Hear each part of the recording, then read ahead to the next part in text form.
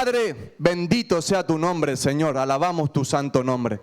Señor, rogamos por tu presencia. Gracias por tu bendito Espíritu Santo que está aquí en medio de nosotros, Señor. En el nombre de Jesús de Nazaret, Señor, úsame para tu gloria y para tu honra, Señor.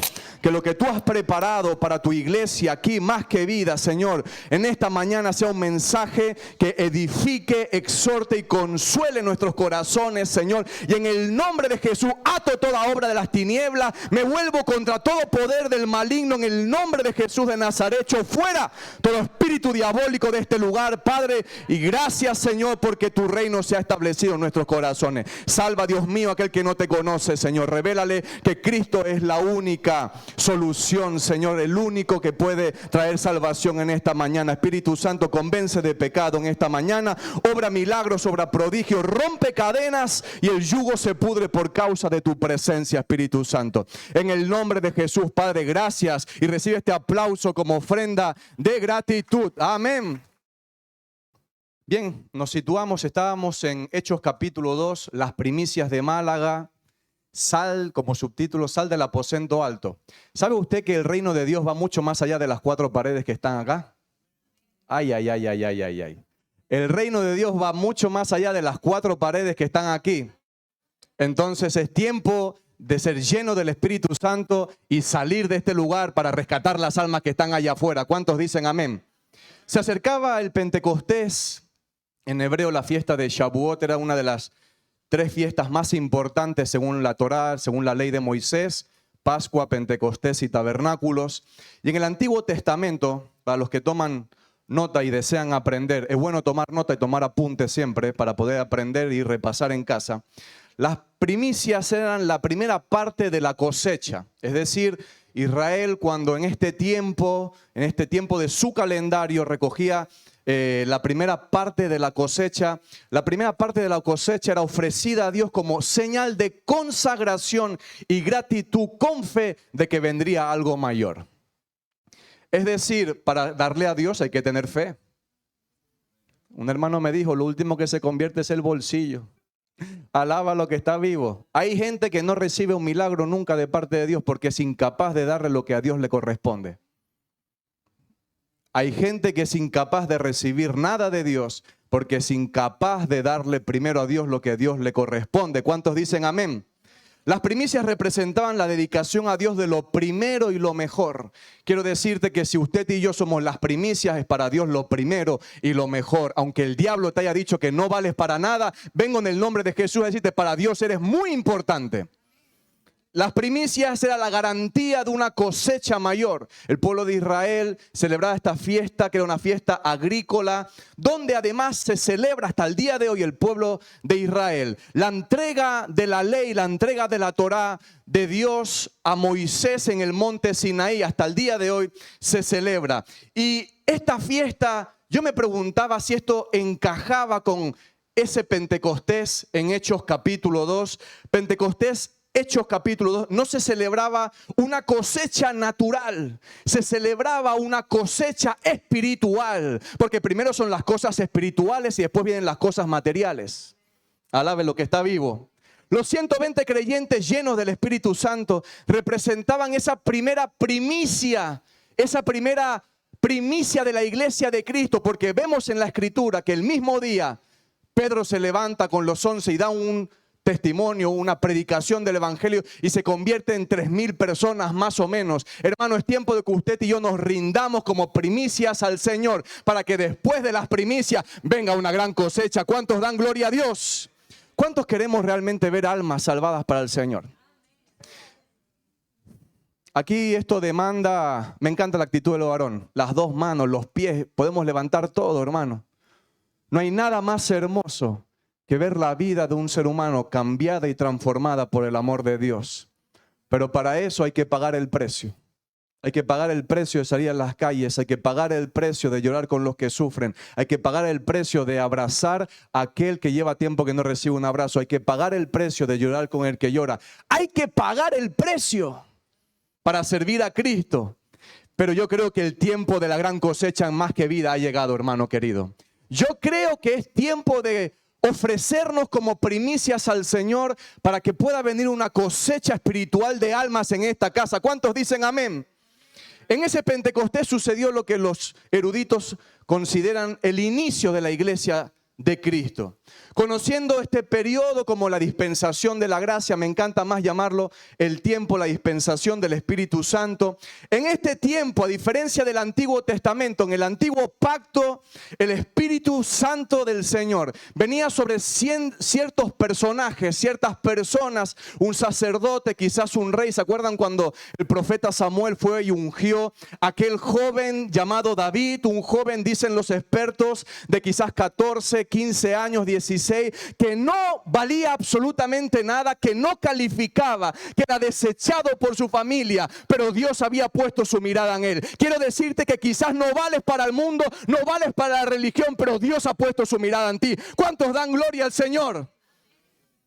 Los dones del Espíritu Santo están activos hoy en día. Lo veo con muy poco entusiasmo en esta mañana, hermano. Esto me preocupa. Los dones del Espíritu están activos para los que estamos rendidos a Jesús. Y la iglesia, no las paredes, somos el templo del Dios viviente. Usted es morada del Dios viviente. Esto es un misterio que a mí personalmente todavía me vuela la cabeza. Cómo el Dios que creó las galaxias, el universo, los planetas, los soles, le ha placido habitar en cuerpos de hombres.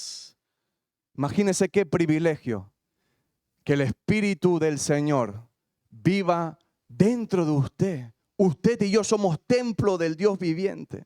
Levítico 23, capítulo 23, versículos 15 al 17. Dice el Señor: contaréis desde el día que siga el día de reposo, desde el día en que ofrecisteis la gavilla de la ofrenda mecida. 7 semanas cumplidas serán, verso 16. Hasta el día siguiente del 7º día de reposo contaréis 50 días. De aquí el Pentecostés, Pente 50 en griego. Entonces ofreceréis el nuevo grano a Jehová. De vuestras habitaciones traeréis 2 panes para ofrenda mecida, que serán de 2 décimas de efa de flor de harina, cocidas con levadura, como primicias para el Señor. Porque hemos visto que Dios llena ese día de Pentecostés con su Espíritu Santo a esas 120 personas. ¿Saben que dicen los expertos que inicialmente habían 500 y de 500 quedaron 120? Muchos empiezan, pero no todos tienen paciencia para esperar las promesas del Señor. Lo que Dios te prometió, Dios lo va a cumplir. Yo soy hombre y fallo. Y usted es hombre, mujer, joven y también cometemos errores. Pero recuerde, hermano, lo que Dios promete, Dios lo cumple. Dios no es hombre para que mienta, ni hijo de hombre para que se arrepienta. Si Dios te prometió algo, lo vas a ver. No seamos como el resto de los 500 que desaparecieron. La iglesia Más que Vida, somos como los 120 que esperamos las promesas del Dios viviente. ¿Cuántos dan gloria a Dios? Pero ¿por qué Dios llenó, cumpliendo su promesa en Joel capítulo 2, de que en los postreros tiempos derramaría de su espíritu sobre toda carne? Pero más que el para qué o el objetivo, el Espíritu Santo me mostraba cuál fue el problema. Génesis capítulo 3, todos conocemos. Cuando Adán, que en hebreo significa hombre, representando a toda la humanidad que habría que venir, falla y desobedece a Dios, apartándose de la presencia de Dios y muriendo espiritualmente. Es por eso que el hombre natural, el hombre que no ha rendido su corazón a Cristo, el hombre que no se ha reconciliado con Dios, no siente la presencia de Dios porque está muerto y está seco espiritualmente. Y Adán, al desobedecer a Dios, nos estaba representando a todos. Pero dice Pablo en Gálatas 4:4, pero cuando vino el cumplimiento del tiempo, Dios envió a su Hijo, nacido de mujer bajo la ley. Dios tiene un tiempo específico para cada cosa, hermano querido. Y Dios se mueve según su tiempo, no según el tiempo suyo ni el mío. Quiero decirte que lo que Dios te ha prometido, Dios lo va a cumplir en su tiempo. En su tiempo. Con paciencia guardamos las promesas del Señor. Pero aquí vemos que Dios tiene un tiempo específico para cada cosa, ¿sabía usted? Dios no tiene prisa ni va despacio. Dios va siempre acorde a lo que Él ha planificado de antemano. ¿Cuántos dan gloria a Dios? Daniel, el profeta Daniel, nos habla de que el Mesías debía venir antes de la destrucción del segundo templo. Vemos la profecía de Daniel de las semanas cuando Artajerjes en el 457 antes de Cristo permite que el pueblo de Judá regrese hacia la tierra prometida.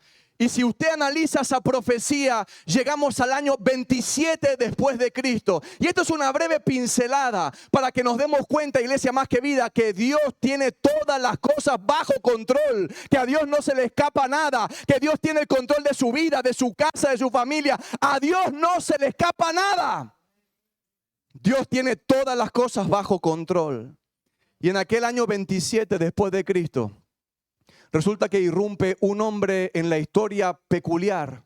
Un hombre que dice la palabra que desde el vientre de su madre estaba lleno del Espíritu Santo. Un hombre criado en el desierto, forjado con Dios en la soledad. Hermanos, mejor pasar tiempo con Dios a sola que tiempo con los hombres. Cristo pasaba minutos con los hombres y horas con Dios.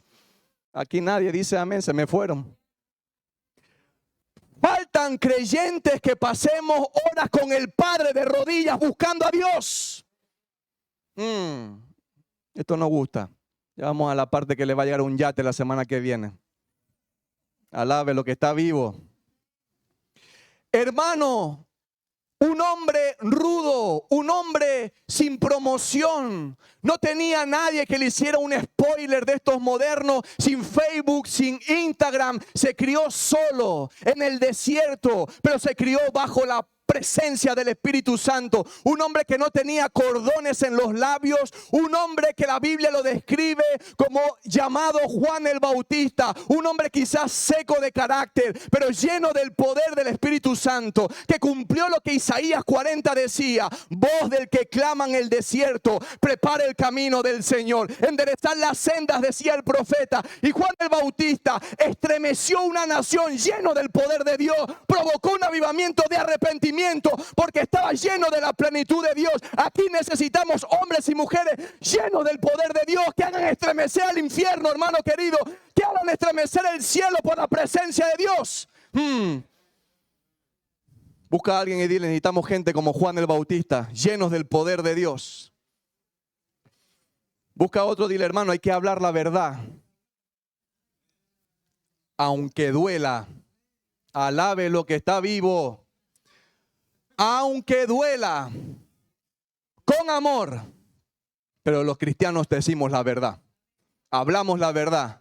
Y el que le ama le va a decir la verdad y me va a decir la verdad. Y el que me acaricie mucho el hombre, me diga que todo está bien, sáquelo de ahí, que ese no viene del cielo. El que le ama le va a decir la verdad en Cristo Jesús. Dios mío, está, pero dale un aplauso al Señor, por favor, en esta mañana. Y Juan preparó el camino del Señor. Y lo primero que te quiero decir cuando el Mesías irrumpe en la historia es que Cristo eligió personas que no calificaban. Y ese es el punto número 1 en esta mañana. Elegidos que no califican. Elegidos que no califican. ¿Usted piensa que usted calificaba? Yo abro mi corazón, yo no califico.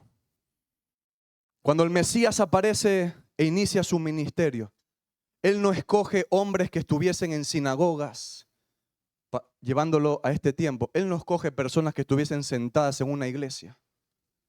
Él no va a un instituto bíblico a sacar nadie de allí, sino que Él decide escoger personas incompetentes para la religión. Alabe lo que está vivo. Santo, yo siento a Dios y usted lo veo tranquilo, hermano. Esto me preocupa. Sacuda a alguien y dile: hey, hermano, despierta en esta mañana. Jesús está aquí. Jesús está aquí.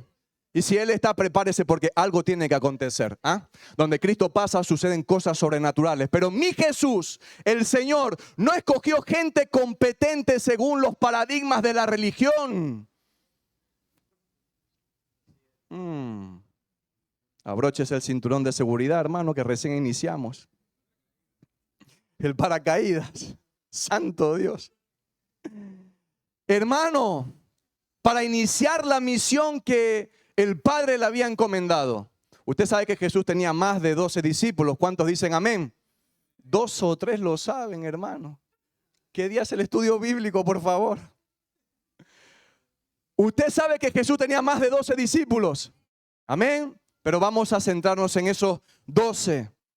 Y el contexto histórico en aquel tiempo, quiero que se sitúe, que un niño judío a la edad de 5 años, diga conmigo 5 años, iniciaba la lectura y la memorización del Pentateuco, de la Torá, de los primeros 5 libros. A la edad de 5 años iniciaban el estudio de la ley de Moisés y la tenían que memorizar. A la edad de los 10 años se suponía que el joven empezaba a estudiar la ley oral, los salmos, los libros históricos, los profetas del Antiguo Testamento. A la edad de 13 años, el niño o el adolescente hacía lo que se conoce hasta el día de hoy, el bar mitzvah, es el hijo del mandamiento. El joven de 13 años estaba obligado a cumplir con los 613 mandamientos de la ley de Moisés. Y usted y yo no sabemos ni Juan 3:16, alábelo. Alábelo. Esto a mí cuando lo estudié me dio una bofetada. Se lo digo en serio. Hay que tener conocimiento de la palabra de Dios. Por eso que el diablo viene y nos pone mentiras en la cabeza. Pero cuando uno está lleno de la palabra del Señor, le dice, escrito está, al Señor tu Dios adorarás y a Él solo servirá. ¡Sal de aquí, Satanás! En el nombre de Jesús. Necesitamos discípulos de Cristo con conocimiento bíblico, formados en la palabra del Señor. El tema es que cuando el adolescente de 15, 14 años ya había hecho todos los estudios que se suponía según el contexto histórico que debía hacer, si el joven calificaba, el rabino de la sinagoga se lo quedaba como discípulo. Y si no calificaba, lo enviaban de nuevo al oficio de su padre. Vaya que, ¿cómo se sentiría, hermano? Después de que toda su infancia estuvo estudiando, su adolescencia, cumples 14, 15 años, me refiero a un tiempo dilatado de estudio, y viene una persona y que te diga, no sirves, lo siento, pero no das la talla. ¿Cómo se sentiría? Yo me sentiría triste, abatido. ¿Para qué tanto invertí, tanto estudio? Pero los jóvenes regresaban al oficio del Padre. Pero me encanta que Jesús vino a romper esquemas religiosos. Y en Juan 15 dice, no me elegisteis vosotros a mí, yo os elegí a vosotros. Es decir, la gente que, óigame atentamente, la gente que en la religión no calificaba, era la gente que Cristo sí dijo que calificaba para el reino de Dios. Escogidos que no califican. ¿Cuántos nos han dicho, no vales, no sirves? ¿Cuántos valientes hemos sentido eso? De que soy incompetente, no valgo, ¿será que sirvo para esto? Gracias por su sinceridad. Yo como el varón aquí levanto las manos, los pies. Porque muchas veces me dijeron que no servía, que era un incompetente, que era un tonto, que nunca iba a hacer nada, que nunca iba a llegar a nada. Pero qué bueno que Jesús escoge gente que no califica en el mundo ni en la religión, pero dice, en el reino de mi Padre eres valioso y eres valiosa. Toca a alguien, dile, para Dios sí que eres importante. Busca a otro y dile, para Dios eres importante. Profetízale a tu hermano y dile, para Dios eres valuoso e importante. Elegidos que no califican. Primera de Corintios capítulo 1, versículo 27 y 28. Dice Pablo, inspirado por el Espíritu del Señor, sino que lo necio del mundo escogió Dios para avergonzar a los sabios. Alábelo. Y lo débil del mundo escogió Dios para avergonzar a los fuertes. Y lo vil y lo menospreciado escogió Dios. Y lo que no es para deshacer lo que es, a fin de que nadie se jacte en su presencia. Santo sea el nombre del Señor, que éramos de los necios, de los que no calificábamos, pero Cristo nos escogió, nos limpió, nos levantó y somos útiles en las manos del Señor. Solo un amén. Esto me preocupa, hermano. ¿Cuántos dan gracias a Dios de que aunque no calificábamos, pero Él nos escogió y somos instrumentos útiles en sus manos. Jesús, como le he dicho, rompe el modelo tradicional. En lugar de esperar que las personas preparadas vayan a Él, como era común, Él decide ir a buscar a personas que no calificaban. Y echemos una mirada rápida a estos 12 hombres que Jesús llama personalmente. Óigame atentamente, porque es Cristo quien te llama y quien me llama personalmente. No, por aquí como que no lo creen. Voy a preguntarle a esta gente. Cristo es quien nos llama personalmente. El que tiene un encuentro con Jesús nunca vuelve a ser la misma persona, hermano querido. Pedro, dice la Biblia, que era pescador. Andrés también era pescador. Jacobo y Juan también eran pescadores. Felipe no se sabe. Bartolomé, Natanael tampoco nos dice la Biblia. Mateo, Leví, el publicano, cobrador de impuestos, un traidor a su patria. Alabe lo que Dios escoge lo vil y menospreciado para glorificarse Él y no los hombres. Santiago, hijo de Alfeo, no se sabe. Tomás, el Dídimo, tampoco. Judas, Tadeo, hay un interrogante, pero Simón el celote siempre me llamó la atención. Los celotes eran sicarios revolucionarios. Es decir, que dentro de los 12 Jesús tenía un sicario. Alábelo. Porque Cristo es experto en sacarnos de abajo, de lo más oscuro, limpiarnos con su sangre y ponernos en un lugar alto para que la gloria sea de Dios y no de los hombres. Un sicario revolucionario, hermano. ¿A cuántos Simón el celote a cuántos romanos habría mandado a la otra vida sin pasaporte directos? Pero Cristo es experto en cambiar el corazón de las personas. Vengo a decirte en el nombre de Dios, sea cual sea tu situación, estés como estés abatido, roto por dentro, el que sana, el que liberta, el que restaura, está aquí en esta mañana. Se llama Cristo Jesús, el Hijo de Dios. Dale un aplauso al Señor, por favor. Alábelo a Él, que está vivo. Él todavía sigue cambiando vidas. Y Jesús formó durante un periodo de 3 años estos hombres. Lo vieron sanar leprosos, ciegos. Jesús sabe que, me encanta que Jesús, siempre digo, era el Jesús de la gente. Un hombre en su humanidad sencillo, no buscaba la gloria de los hombres, siempre estaba con la gente necesitada, con los que padecen. Necesitamos una iglesia que tengamos compasión por los perdidos, hermano. Dios no quiere sillas, Dios quiere discípulos. Dios no quiere sillas, Dios quiere discípulos. Pregúntale al vecino, ¿eres discípulo o estás de silla? Dile, ¿estás de discípulo o eres silla? Jesús sabía que después de 3 años, y se lo dijo 3 veces a sus discípulos, debían ir a la cruz, entregar su vida para que muchos fuéramos perdonados y salvados. Y finalizando estos 3 años de ministerio público, como le he dicho, al final el Señor cumple su gran cometido de parte del Padre, va a la cruz. ¿Cuánto estamos agradecidos que Cristo fue hasta el final, hermano? Hasta el final, se acordó de usted, se acordó de mí, aguantó los escupitajos, los latigazos, los golpes. Y Él en la cruz dijo, consumado es. Y por su sangre, solo por su sangre hay perdón de pecado, hay gracia para restaurar, hay poder en el nombre de Jesús que sana, que liberta. Hay algo nuevo de parte de Dios para usted en esta mañana, por la sangre de Jesús de Nazaret, hermano. ¿Cuántos están agradecidos, Señor, al Señor por este sacrificio que con amor hizo en la cruz, hermano? Y lo segundo que te quiero decir en esta mañana es que Cristo siempre tiene una mirada al corazón. Gracias por ese amén, no me siento tan solo entonces. Cristo tiene una mirada al corazón. Dios no ve apariencias externas, Dios ve corazones. Voy a volver a repetirlo. Dios no ve apariencias externas. Dios mira el corazón de las personas.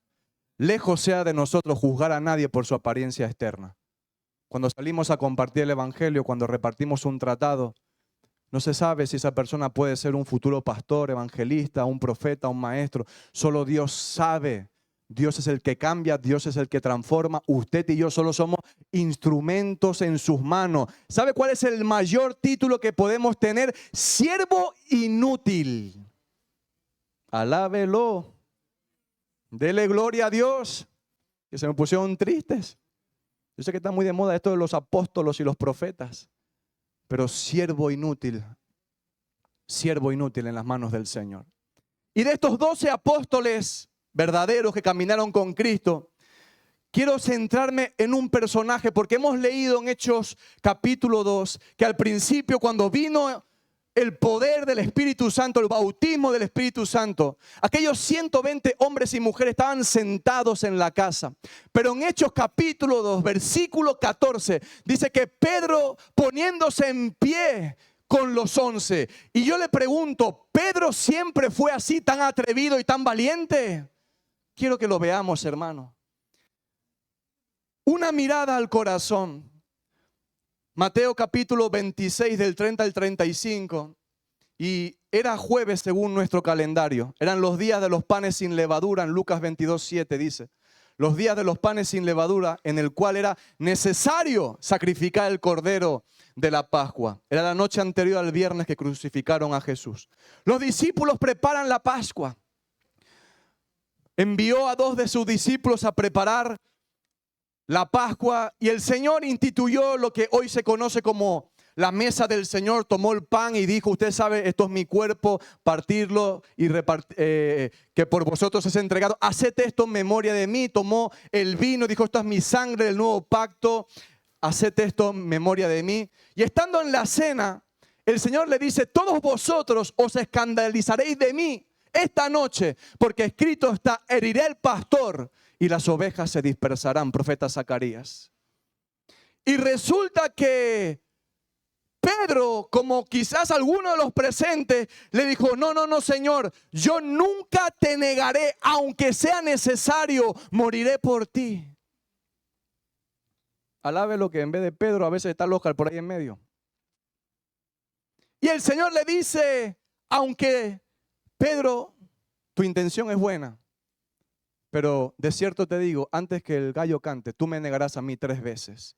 No, Señor, eso es imposible. Usted sabe cuando usted y yo nos ponemos en ese mismo plan. No, yo fallarte, no, Señor, no. Creo que usted y yo no nos entendemos. Yo soy el discípulo, tú el rabino. Señor, sabes que yo, por favor, nunca. No, esto pasa allí en Igualada, en mi iglesia. Yo sé que aquí esto no pasa, hermana. No. Nunca nos comprometemos con el Señor y luego le fallamos. ¿Cuántos hemos sido como Pedro? Que le hemos dicho, nunca te negaré, nunca te voy a fallar. Y saliendo de la cena, van al huerto de Getsemaní y usted sabe que Jesús estaba orando. Y Pedro con los otros discípulos se pegó una siesta de noche, hermano. Roncaba de lo lindo. Se quedaron dormidos. Y vinieron los alguaciles. Y vinieron y prendieron a Jesús. Era luna llena, era Pascua. ¿Y sabe lo que me fascina? Cuando llegan los alguaciles a arrestar a Jesús. Dicen, Jesús Nazareno. ¿Saben por qué preguntaban por él? Jesús era tan sencillo, tan humilde, que no se exaltaba ante los demás. Su porte era santo, su vestimenta era santa. Era humilde y sencillo de corazón, pero era el Rey de Reyes y Señor de Señores. Necesitamos gente humilde en el corazón, sencillos. El Jesús que yo conozco era el Jesús de la gente. Por eso preguntan, Jesús Nazareno, ¿quién es de todos ustedes? Y usted sabe que Jesús dijo, yo soy, y cayeron al suelo. Porque donde está la presencia del Señor, los demonios tienen que huir. Ay. Donde está la presencia de Cristo, los demonios huyen. Y arrestan al maestro. Y dice la palabra que lo llevan a la casa del sumo sacerdote de Caifás. Y dicen los expertos que era muy probable que la casa del sumo sacerdote tuviera 2 plantas. La parte de arriba sería donde le están haciendo el juicio. Y Pedro dice la Biblia que iba siguiéndolo a Jesús de lejos. Y entra en el patio de la casa del sumo sacerdote.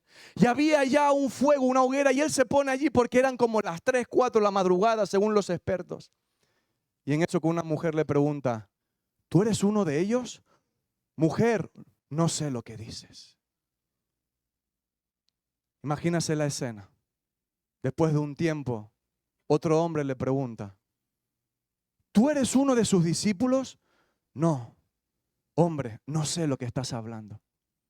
Mientras que al maestro lo estaban juzgando arriba.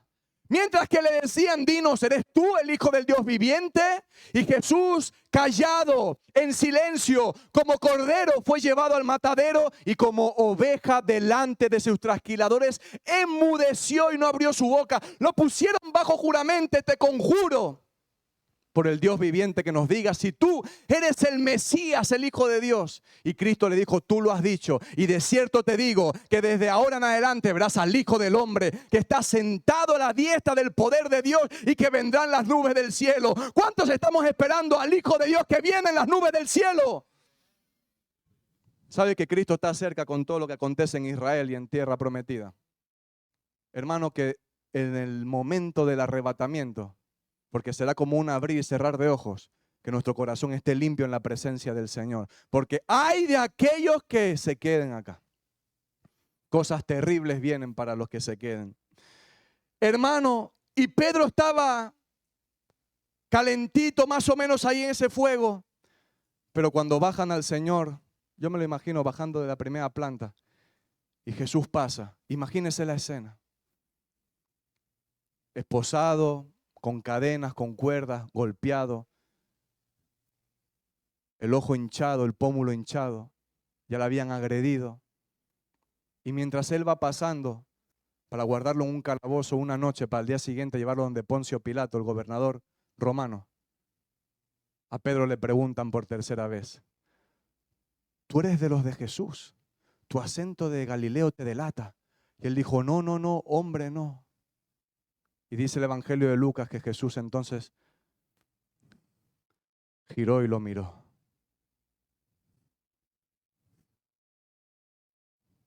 ¿Qué mirada fue esa, hermano? Su amigo, aquel que él sacó de la pesca, que le dio sentido, le dio propósito, hermano. Aquel que él durante 3 años había estado discipulando, había estado enseñándole. ¿Cuántas noches Pedro le haría preguntas al Señor? Y yo me lo imagino, y permita que mi mente vuele la imaginación. Buenas noches, Rabí. Buenas noches, Pedro. Al día siguiente, ¿cuántas veces Pedro se levantaría y no estaba el Señor a su lado porque estaba de rodillas aparte orándole al Padre? Ahora de repente Pedro lo niega 3 veces. Su amigo, aquel que él había confesado que era el Mesías, el Hijo del Dios viviente. Pero de repente, hermano, hay una mirada al corazón. Y te pregunto, cuando usted y yo le fallamos, ¿qué sentimos cuando Jesús nos mira al corazón? Porque somos buenos para decirle, yo voy a morir por ti. Pero luego estamos en el patio del sumo sacerdote y le negamos 3 veces. Yo sé que aquí eso no pasa. Pero si somos valientes, ¿cuántos le hemos fallado al Señor? Y sabes, la mirada de Jesús no fue una mirada de condenación. Fue una mirada de amor que le dijo, Pedro, te advertí, te lo dije, pero con todo yo te sigo amando. Aunque tú, Oscar, me fallas, aun que a veces tienes discursos muy elocuentes de que vas a hacer cosas por mí y no los cumples y me fallas con tu actitud porque nos enojamos desmedidamente, porque decimos palabras que no hay que decir, porque tenemos actitudes con hermanos y hermanas que no hay que tener según el Evangelio. Aún con todo yo te sigo amando. Y la mirada de Jesús es directa al corazón, es profunda en el corazón. Y no es una mirada de condenación como te he dicho. Es una mirada que nos cautiva, hermano. Y permite que en esta mañana el Señor con su Espíritu pueda mirar tu corazón. ¿Cómo está tu corazón delante del Señor? ¿Cómo estamos? ¿Como Pedro? Sí, Señor, pero después cada uno sabe delante del Señor cómo estamos. Esto es algo personal. Como David dijo, examina, oh Dios, mi corazón. Examíname, Señor, cómo estoy delante tuyo. Pedro, dice la Biblia, que salió y lloró amargamente. Lágrimas. Le había fallado aquel que tanto él había amado, había seguido. Y lo tercero que te quiero decir es que el amor de Jesús nunca se cansa, hermano. Jamás. El amor de Dios es inagotable. Y si usted y yo estamos aquí es porque el amor de Dios es inagotable. Nunca se cansa de buscarte, nunca se cansa de buscarme. Y es que Pedro, para llegar a ser aquel gran apóstol, tuvo que pasar un proceso. Quiero hablar con personas en esta mañana que estás en el proceso, que quizás estás en el desierto, que estás en medio de las manos del alfarero. Resiste, aguanta, porque cuando pases el desierto, cuando pases el proceso, vas a llegar a la tierra prometida y vas a ver la gloria de Dios en tu casa, en tu familia, en el nombre de Jesús. Juan capítulo 21.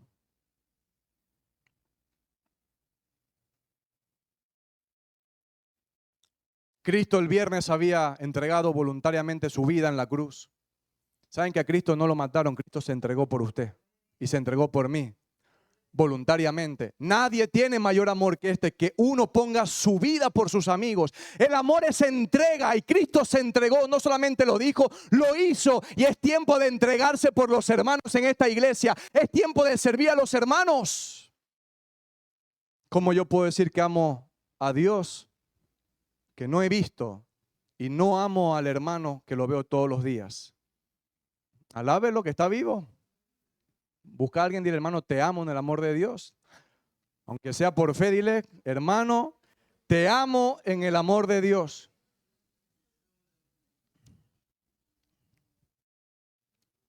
Juan capítulo 21. Estaban en el mar de Tiberíades o el mar de Galilea, Pedro, Tomás, Natanael, Jacobo, Juan y otros 2 de sus discípulos. Eran 7. Dile a alguien, oye, habían 7 en el mar de Galilea. 7 discípulos. Nótese que la Biblia habla de discípulos, no habla de creyentes. Alabe lo que está vivo. La Biblia habla de discípulos. No habla de creyentes meramente. ¿Cuántos discípulos de Jesús hay aquí? ¿Y cuántos quieren ser sus discípulos? Y Señor, yo quiero ser tu discípulo. Vamos, levante sus manos y dile, yo quiero ser tu discípulo, Señor. Dile, yo quiero ser tu discípulo. Hable que con la boca confesamos para salvación. Declare que yo quiero ser discípulo de Jesús. Háblele a él que está aquí en esta mañana, hermano. Y Pedro dijo, voy a pescar. Después de haber negado a Cristo, después de haberle fallado, como usted y yo seguramente muchas veces le fallamos al Señor. Después de haber negado 3 veces a Jesús, Pedro volvió a su antiguo oficio. Ya no quería saber nada, estaba cansado, decepcionado seguramente consigo mismo. Y el Señor me hablaba que hay personas en esta mañana cansadas y han querido tirar la toalla. ¿Cuántos son esos valientes? Que algunas veces hemos dicho, ya no puedo más. ¿Valdrá la pena servir a Jesús? Estoy cansado de que Roque todos los días me diga que hay que salir a compartir el evangelio. Pero de verdad que orando Dios me decía que hay corazones aquí sentados que se han preguntado si vale la pena y que han querido tirar la toalla como Pedro, volver atrás. Aquella noche dice la palabra en Juan 21 que no pescaron nada. Pedro, óigame, era experto en la pesca y aquella noche no pescó absolutamente nada. ¿Cómo es posible? Se lo voy a decir. Porque sin Jesús no hay pesca. Alabe lo que está vivo. Hermano, usted puede tener sus propósitos, sus diseños, sus objetivos, pero vengo a decirle la verdad. Sin Cristo no hay pesca, no hay resultado, no hay nada. Sin Dios no somos nada. Si no, ¿cómo usted explica que aquel hombre experto en la pesca, que había tenido su empresa de pesca y al cual Jesús sacó de allí para llevarlo a un propósito mayor y que quería hacerle pescador de hombre, ahora cuando vuelve después de 3 años no pesca nada. Porque separados de Jesús no somos nada, hermano. Y quiero hablarle a gente que tiene sueños, diseños de Dios, propósitos del cielo. Está bien, sueña, hazlo con Jesús de la mano. Y Dios va a prosperar. Donde pongas la planta del pie, Dios te va a prosperar. Pero siempre acuérdese, cuando Dios lo bendice, no es para usted, es para los demás. Alábelo. Cuando Dios bendice, no es para nosotros, es para poder bendecir a los demás. En el momento que yo cierro mi corazón y digo, esto es mío, Dios dice, así mijo, te equivocaste. Y nos cierra el grifo. Pero siempre es más bienaventurado dar que recibir. Por eso Dios quiere corazones dadivosos. Y Pedro en esa noche no pescó nada. Pero era, ¿sabes? El amanecer al día siguiente. Los rayos del sol golpeaban el mar de Galilea. Y de repente ellos allí en el alta mar, en el mar de Galilea, y a la orilla asoma un hombre que dice, hijitos, ¿tenéis algo de comer? Y le dijeron, no. Y ese hombre respondió, echad la red a la derecha de la barca y hallaréis. Y cuando lo hicieron, ya no podían sacarla de la gran cantidad de peces que habían pescado. Hermano, cuando usted lance la red y esté llena a rebosar, no es para usted solamente, es para compartir la bendición con los demás. Vengo a declararle que va a ser bendecido por Dios cuando usted tenga un corazón para bendecir a los demás. ¿Cuántos dan gloria a Dios? Dale un aplauso a Jesús en esta mañana. Dios nos bendice para bendecir a los demás. Y Juan, el discípulo amado, le dijo a Pedro, es el Señor. Juan miró de lejos y reconoció, es el Señor. Pedro se ciñó la ropa, se lanzó al mar. No le importaban las olas, no le importaba el viento que golpeaba. Yo me lo imagino nadando a contracorriente. Era su amigo, su Señor, era su maestro, aquel que él sabía que le podía salvar, aquel que le había estado 3 años, que había caminado con él, que había vivido con Jesús. No hay nada más hermoso que vivir tomado de la mano de Jesús. La religión es aburrida, pero Cristo no es aburrido. Todos los días con el Espíritu Santo es una aventura nueva, hermano querido. Si usted se aburre en la iglesia, busque la presencia de Dios, busque la presencia del Espíritu Santo y Dios te va a llevar a un nuevo nivel de gloria. Vas a ver almas rescatadas para el Señor. Y Pedro va nadando y va nadando y va nadando. Los otros cogen la barca como pueden y se acercan a la orilla. Y ese hombre había preparado una brasa, un fuego, y les dice, traed de los peces que acabáis de coger. Imagínense la escena. Imagínense la escena. Otro fuego, otra hoguera. Hacía días atrás Pedro estaba en una situación similar. Pero ahora en ese mar, en esa orilla, en ese mar de Galilea, aquel hombre había preparado un fuego y les dijo, traed de los peces que acabáis de pescar. Y se sientan los 7 discípulos, más Jesús eran 8. Y me gustaría que visualice la escena. Y que usted sea uno de los que está ahí sentado con el Señor. Porque Cristo está aquí en esta mañana, hermano. Cristo está aquí en esta mañana. Cristo está aquí en esta mañana, hermano querido. Jesús está por medio de la persona del Espíritu Santo en esta mañana. Y el Señor mira a Pedro y le dice, Simón, hijo de Jonás, ¿me amas? Y esta es la pregunta que Dios tenía en mi corazón para la iglesia. ¿Me amas? A lo que Pedro le responde, sí, Señor, tú sabes que te amo. Y había un silencio. Yo me imagino a Juan mirando a Pedro, Natanael, todos en silencio. Y Jesús vuelve a preguntarle a Simón Pedro, pero ¿qué tal si quita el nombre de Simón Pedro y ponemos su nombre y el mío? ¿Me amas más que estos? Y Pedro le dice, sí, Señor, tú sabes que yo te amo. Jesús le estaba hablando de un amor ágape, un amor incondicional, un amor que lo entrega todo a cambio de nada. Pedro le hablaba de un amor fileo, un amor de amigo. Jesús quiere algo más, hermano.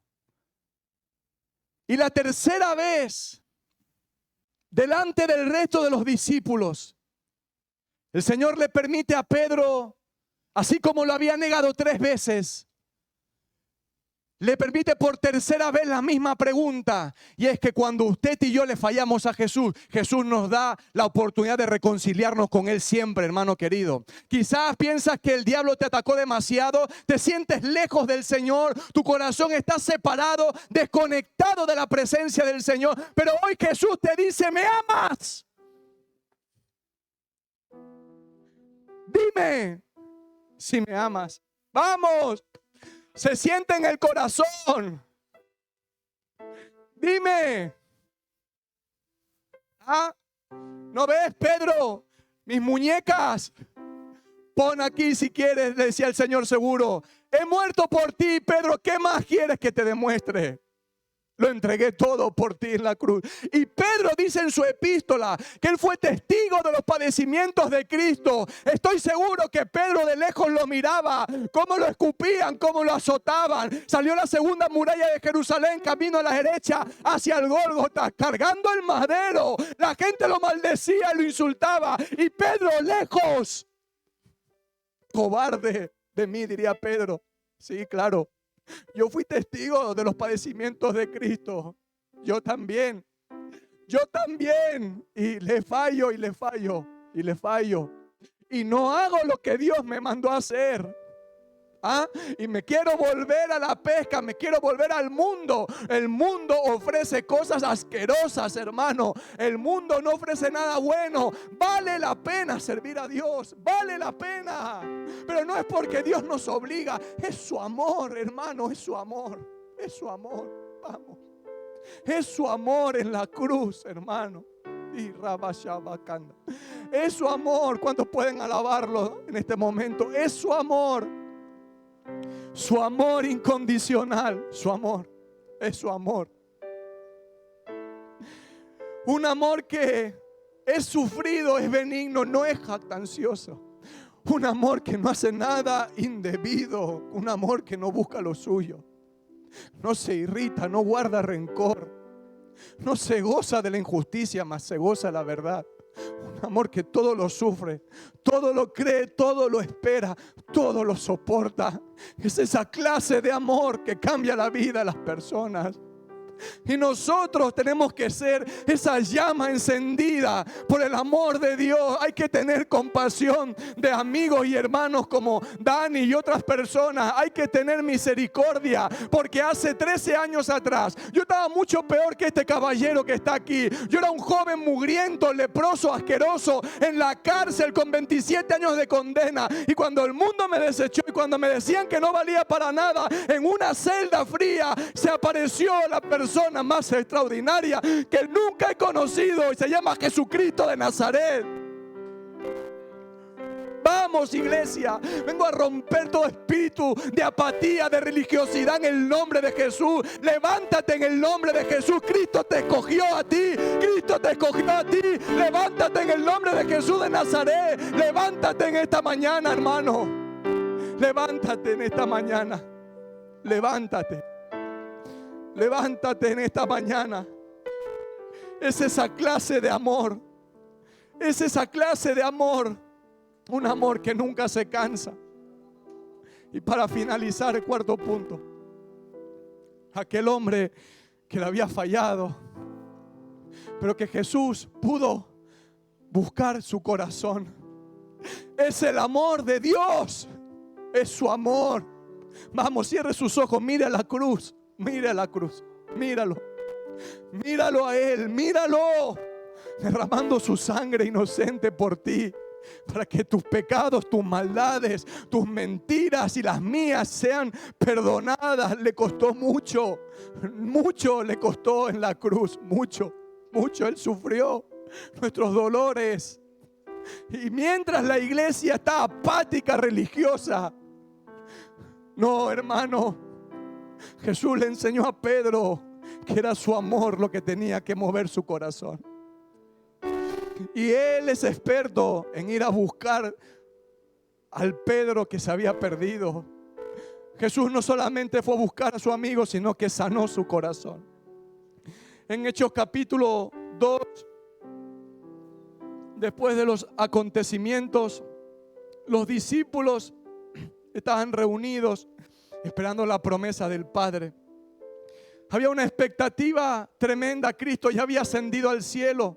Tenían que esperar lo que Jesús les había dicho. Iban a ser llenos del poder de Dios. Y sabes, Dios me mostraba que Pedro cambió porque tuvo una experiencia con el Espíritu Santo. Y Pentecostés no es un día. Pentecostés es una experiencia diaria con el Espíritu del Señor. Y ahí está la diferencia entre la religiosidad y la relación con Él. El que vive lleno del Espíritu Santo, buscando su presencia cada día. El que vive en comunión con el Espíritu Santo, como Pablo decía, es una persona que siente en su corazón el amor de Cristo por los perdidos. Sientes el llanto, óigame, el llanto de Jesús por la gente que sufre, por los que padecen, por los drogadictos, por los alcohólicos, por los que están en prostitución. El llanto. Y como Él te dice, ve, háblale de mí, ve, háblale de mí. Esa es la iglesia que Cristo está buscando. No es una iglesia de domingo, no es una iglesia de sillas, es una iglesia llena del poder de Dios. Una iglesia que tiene amor por los que están sufriendo, porque vivir de espaldas a Dios solo trae sufrimiento, solo trae dolor al alma. Hermano, personas que viven con un pasado oscuro, un pasado arruinado, un presente amargo, un presente triste, y que si levantan los ojos hacia adelante, lo único que ven es un futuro sin esperanza, hermano. Vivir de espaldas a Dios solo trae dolor, trae sufrimiento. Hay un vacío en el corazón. Y esa unción, ese poder que vino sobre Pedro y los discípulos, no solamente fue el inicio de la iglesia, sino que cambió la historia de la humanidad entera. Y necesitamos, para que Málaga pueda conocer el amor de Dios, necesitamos la unción del Espíritu Santo. El Espíritu del Señor está sobre mí, porque me ungió Jehová. Él me ha enviado a predicar buenas nuevas a los abatidos, a vendar a los quebrantados de corazón, a publicar libertad a los cautivos y a los presos, apertura de la cárcel, a proclamar el año de la buena voluntad del Señor y el día de venganza de nuestro Dios, a consolar a todos los enlutados, a ordenar que a los afligidos de Sión se les dé gloria en lugar de ceniza, óleo de gozo en lugar de luto, manto de alegría en vez de espíritu angustiado. Hermano, la unción no es para nosotros solamente. No es para solamente venir al culto el domingo, danzar en el espíritu, hablar en lengua. La unción, dice Isaías 61, es para predicar buenas nuevas a los abatidos, a un mundo que está roto, a un mundo que está triste, a un mundo que está sin esperanza, a un mundo que no tiene alternativa. Es para vendar a los quebrantados de corazón. Hermano querido, usted seguramente conoce gente que está rota en su corazón, que están tristes, que están deprimidos, que no tienen esperanza, que sonríen por fuera, pero por dentro las cosas no están tan bien. La unción es para publicar libertad a los cautivos. Hermano, ¿cuánta gente el diablo tiene esclavizada en las drogas, en el alcohol, en los vicios? Esclavos de la depresión, de la ansiedad. El Señor te dice aquí: os doy potestad de hollar serpientes y escorpiones sobre toda fuerza del enemigo y nada te dañará. Y la unción es para declarar apertura de la cárcel a los presos. Él vino a traer libertad a los cautivos, a los que están sufriendo, hermano, a los que sufren.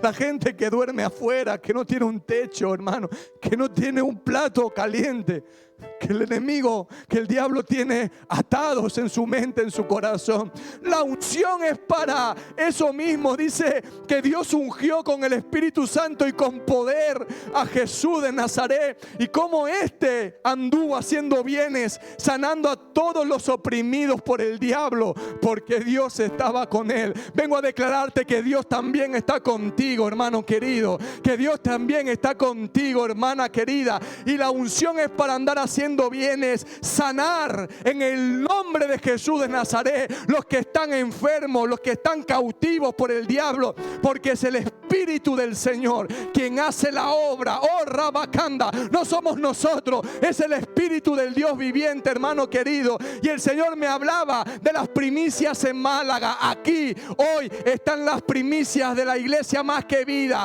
y después de las primicias viene una gran cosecha de almas. Pero hay algo en la vida de Pedro que lo cambió. Fue la experiencia del bautismo del Espíritu Santo, fue la experiencia en aquel día de Pentecostés.